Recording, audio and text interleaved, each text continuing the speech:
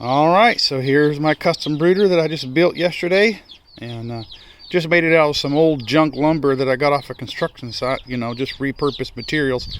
So it's not straight and beautiful and everything, but it's good plywood that I got for free. So hey, it weighs a ton, it's built like a brick, but here we go. Got 30 chicks in this morning from Welt Hatchery. Got 6 different varieties, got some Easter eggers and some olive eggers and some Wilhelmers and Morans and stuff in there, and got a little heat lamp for them.